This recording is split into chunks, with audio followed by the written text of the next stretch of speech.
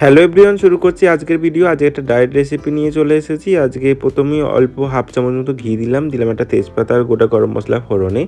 তারপর পেঁয়াজটা দিয়ে লো টু মিডিয়াম ফ্লেমে আমি ভালো করে পেঁয়াজটা ভেজে নেবো 5 মিনিট মতো।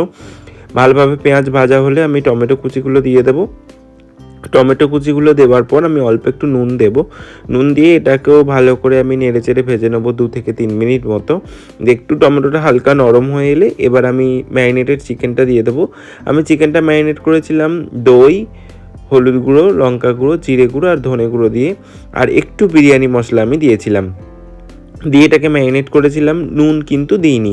তো আমি ভালোভাবে চিকেনটাকে দিয়ে চিকেনটা একটুখানি নাড়াচাড়া করে নেবো 5 থেকে 7 মিনিট মতো। ভালোভাবে নাড়াচাড়া করে নেওয়ার পর আমি ঢাকনা দিয়ে কিছুক্ষণ হতে দেবো। মোটামুটি 5 মিনিট মতো আমি ঢাকনা দিয়েছিলাম। দিয়ে এবার ঢাকনাটা তুলে নিচ্ছি। মধ্যেখানে আমি আলুটাও দিয়ে দিয়েছিলাম, আমার আলু ভালো লাগে সেই কারণে। আপনারা চাইলে আলুটা স্কিপ করতেও পারেন। আমি একটা আলু দিয়েছিলাম। এই পর্যায়ে আমি কিছুটা নুন দিলাম। নুন দেওয়ার পর আমি আবার একটু নাড়াচাড়া করব। নাড়াচাড়া করে আবার ঢাকনা দেবো 5 মিনিট মতো। 5 মিনিট মতো ঢাকনা দিয়েছিলাম। ঢাকনাটা খুলে নিলাম। নেওয়ার পর একটু নাড়াচাড়া করব। নাড়াচাড়া করার পর আমি দিয়ে দেবো এবার চালটা। তো আমি 1 কাপ মতো চাল নিয়েছিলাম। 1 কাপ চালের জন্য আমি 1.5 কাপ জল নিলাম। এটা লং গ্রেন রাইস। তো 1 কাপ চালের জন্য আমি 1.5 কাপ মতো জল নিয়েছি। জলটা কিন্তু ঠান্ডাই, আমি গরম জল ইউজ করিনি। চাইলে আপনারা গরম জল ইউজ করতেই পারেন। তো ভালোভাবে আগে চালটাকে মিশিয়ে নেব। নেওয়ার পর আমি এখানে অল্প একটু গোলাপ জল আর কেওড়া জল অ্যাড করব।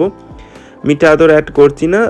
মিঠা আতর অ্যাড করলে একটু ফ্লেভারটা বেশি এসে যায় আমার মনে হয়, সে কারণে আমি 1 চামচ গোলাপ জল আর 1 চামচ কেওড়া জল অ্যাড করলাম। করার পর আমি 10 মিনিট মতো ঢাকনা দিয়েছিলাম।